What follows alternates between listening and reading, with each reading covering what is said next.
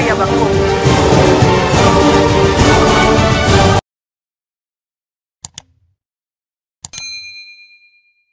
Je suis venu expérimenter moi-même le nouveau système numérisé, digitalisé de création d'entreprise. Comme annoncé, lorsque j'étais encore passé ici, que nous avions reçu instruction du magistrat suprême et son Excellence Monsieur le Président de la République, mais également de la Première ministre, chef du gouvernement, pour relancer le guichet unique des créations d'entreprises. Parce que c'est la porte d'entrée des investisseurs en République démocratique du Congo. On ne peut avoir d'investisseurs ici au Congo sans guichet unique des créations d'entreprises. C'est donc ce miroir qui devait refléter l'image et la grandeur de la République, du pays. Lorsque nous avons été nommés, vous le savez, vous aviez accusé plusieurs mois de retard, d'arriérés de vos salaires. Vous aviez des salaires pratiquement en dessous de seuil de pauvreté. Vous travaillez dans des conditions infrahumaines. Et pour créer une entreprise, les requérants attendaient désormais une année pour recevoir ces documents. Et c'était une grande préoccupation qui taraudait le chef de l'État, qui taraudait le gouvernement. Et l'Égus étant un service sous tutelle du ministère de la Justice, et nous avait été instruits de pouvoir travailler. Et je vous avais promis, évidemment, de mettre les bouchées doubles pour que les résultats soient palpables dans le meilleur délai. Nous nous sommes mis à travailler ensemble avec vous grâce au soutien indéfectible de la Première ministre, à l'implication personnelle de son Excellence Monsieur le Vice-Premier ministre, ministre de l'Économie, du ministre des Finances, du Minétat Budget. Nous sommes parvenus au résultat que vous avez aujourd'hui. Ça veut dire la revue de votre barème salarial, ça veut dire la dotation en termes de frais de fonctionnement en faveur du guichet unique, mais ça veut dire également la dotation qui a été allouée pour remettre en selle l'interconnectivité aux connexions entre guichet unique et d'autres services connexes, dont la DGI, dont les secrétariats de l'économie, etc. Aujourd'hui, nous sommes heureux de constater avec vous que désormais, tout entrepreneur congolais ou étranger qui veut créer une entreprise en République démocratique du Congo peut le faire en 2 jours, pour ce qui concerne les sociétés, et en un seul jour pour ce qui concerne les établissements publics. J'aimerais que vous puissiez applaudir pour le chef de l'État, pour la Première ministre et pour l'équipe de l'État.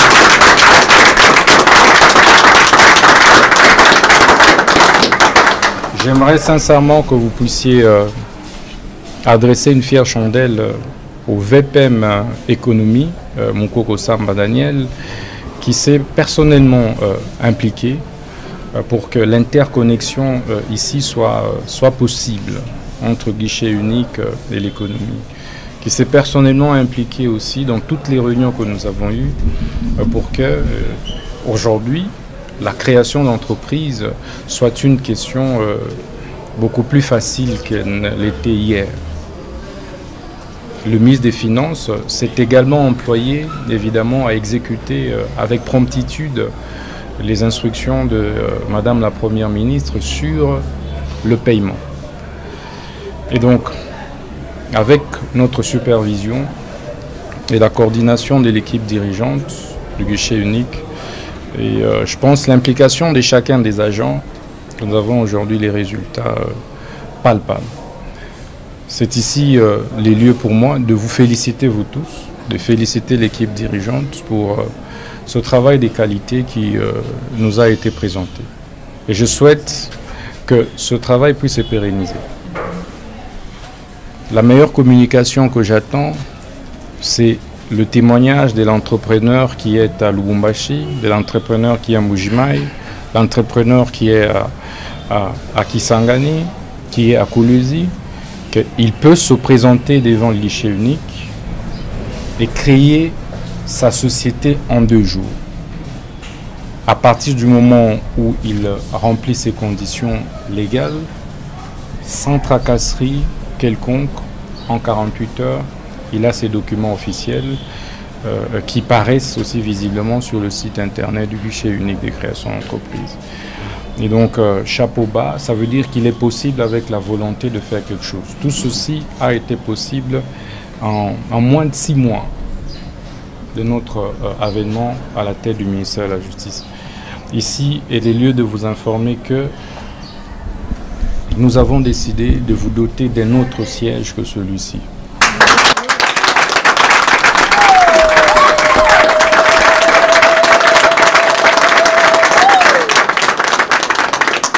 Le GUS soit réellement un service compétitif qui rayonne à travers le pays, mais aussi à travers le monde. Donc, merci beaucoup, monsieur le DG, et merci à tout le monde. Merci.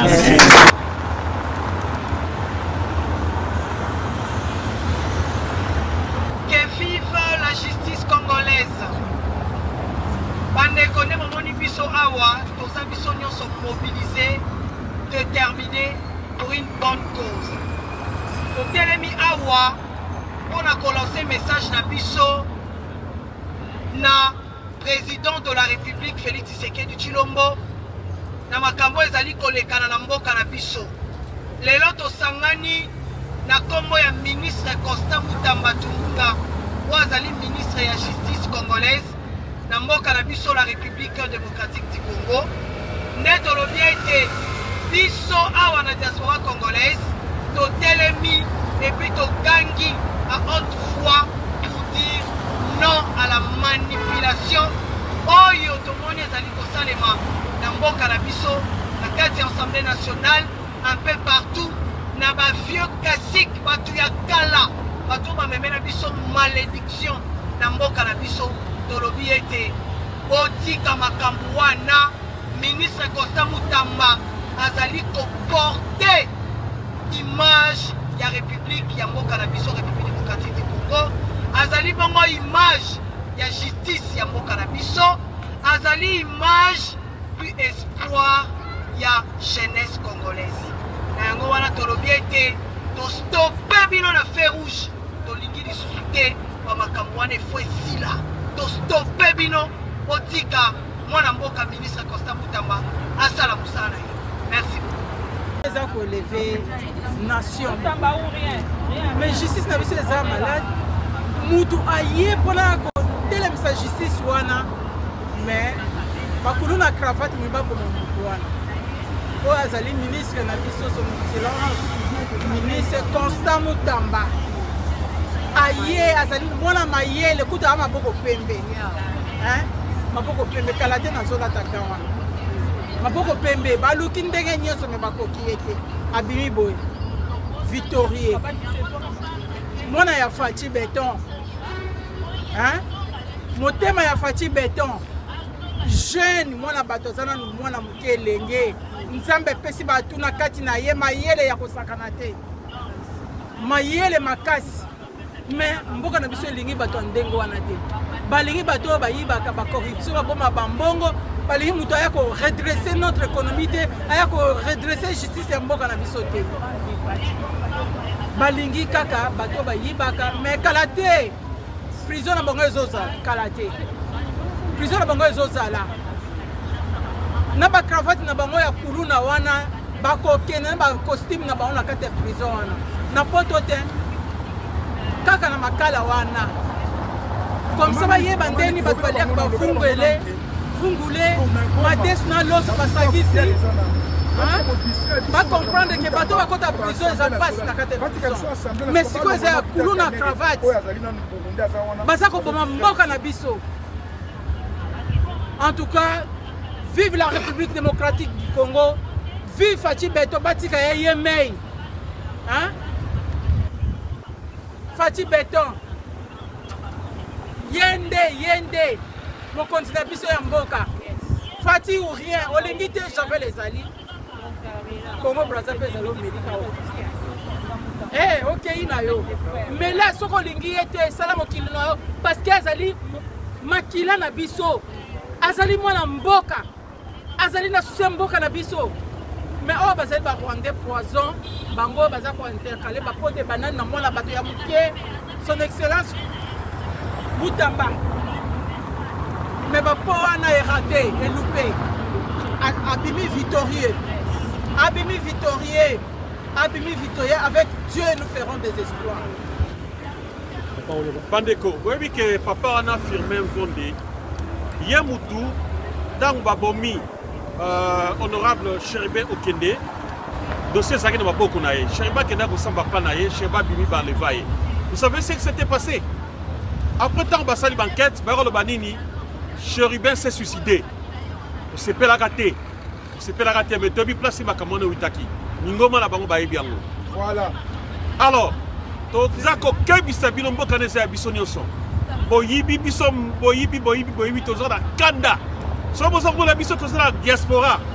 Toyebi makamambo kanda de A Z tozo la kanda makasi. Tokola la biso wa pongi toza quasiment bien kotoyo, mais tozo la n'a pas toyebi ke boka la biso zakuna. Si vous continuez, mais c'est firme. Mboko no zakolia eza mbongo ya bana mboka. C'est l'argent du contribuable congolais. Keba. Puis la mosi Keba. Na Kebi Sibino. Bakadian Pemba. Badogolo Missou. Bokeba. Ceux qui t'ont quitté dans Bokarade sera terrible. Bientôt Diaspora va descendre pour soutenir Constant Mutamba. Et ton Terabiso a mis en place au Souka. Trop c'est tôt. Et puis nous allons visiter Ndako Somina à Bruxelles. Donc on visiter. Nous allons avoir preuve de tout ça réunir. Dès que tout est prêt, on reporter au plein temps. Parce qu'on est fonctionnaire. Depuis 900 000 euros, dollars aux autres, pour son bas. Pour son bas. Pour son mandat, quoi, nous sommes nani, papa, firmé, vendé. Et maman, Judith, au sali Sony, va présenter les bis aux amants de peste. Moi, je pense qu'aux amants de peste. Parce que dans les peste, aux idéologie, il y a solidarisme. Maman, on a dit bon matin, au sali Sony de maman. Au bon ici, brigadier Batou. Pendant mi balé ba qui l'équipe ya ba garde au kimti bango. Et tout le monde manda na rembo ko papa pesi pour la bango. Yo pe la bon maman bon to kende quand même atana ndaku ya brigadier no mona mosi na ye. Au consoler. Tout le monde est ngoté. Bon ça boté makasi boy. On s'appelle moi la porte moi la Belgique. Maman sali Sony. On sali Sony. Maintenant on a vu le Syrie. Continuez comme ça, boy baké. Ba mutamba ba se belé. Cet enfant là ça mona na biso, koko na biso. Koko pola ba mususu, moi pola ba mususu, leki pola ba mususu. Azo ça makambo kole kabino. On en a marre. Nous sommes là pour soutenir Fachi Beton. Mutamba Zaye Mokote, nous sommes nombreux. Et continuez comme ça, to kebi sibino lelo bo suka. Si vous continuez, boli biso sous ce fracture en bois. Voilà que na bois na na biro. Boli biso sous bakambi outage. Et on est ici la raté. C'est comme ça que bomisa wa tuamboka, vous êtes tous des assassins. Nenge papa Wucholoba, Congo, tant et Sili. Papa, maman, lié pouvoir depuis 1960, boutique et la balai qui place. Comment voulez-vous laisser un héritage si vous ne voulez pas abandonner? Si demain, vous n'êtes plus là, qui va reprendre le relais? Nous sommes là, laissez la place aux jeunes. On vous demande solennellement. On vous demande poliment parce que nous sommes de Bantou, avec tous les respects qu'on vous doit. Au Komimi Kolo, à un moment donné, il faut savoir abandonner. Nous sommes là. Monsieur le ministre de la Justice, monsieur Constant Mutamba, il est là. Nous, la jeunesse, nous les mamans, les papas qui croient à cet homme, à cet enfant, nous sommes derrière lui. Laissez-lui le temps de faire son travail. Et je réitère encore mon message, monsieur Mutamba, ministre de la Justice. Tu es sur le bon chemin. Lorsqu'on commence à te combattre comme ça, sache que tu es sur le bon chemin. Lorsqu'on voit à l'Assemblée nationale, qu'on énonce comme quoi on demande qu'on enlève ton immunité pour te faire poursuivre en justice et que l'ensemble des députés, le problème est ça. Les députés, ça veut dire qu'ils dérangent énormément. Bazo Banga, ils ont peur. Mais ça, c'est juste, le temps viendra. Ça, c'est juste un moment de traumatisme. Ça va passer. Tiens le coup, Toza Nayo, Toza Musika, mais il y a pas que Toza Pembeni à Congo. Tokoya, Tozo Landelango. Ce qui est là, Bakangio, Bakangio, Bachon en prison, Bachenzo. Ata Bachon en prison, Bachenzo Tonae, idéologie Nae, Kotika la donc comprendre, dossier administratif et comme dossier judiciaire, nullement comment on a monté. Bon, si c'est un dossier d'Abino, mais il y a pas que Constant Moutamba, nous sommes derrière toi, tiens bon, tu vas tenir, tu vas réussir. Bazo Banga 2028, Bakomi Kobanga, les lois au comme élément, Bakomi Kobanga yo.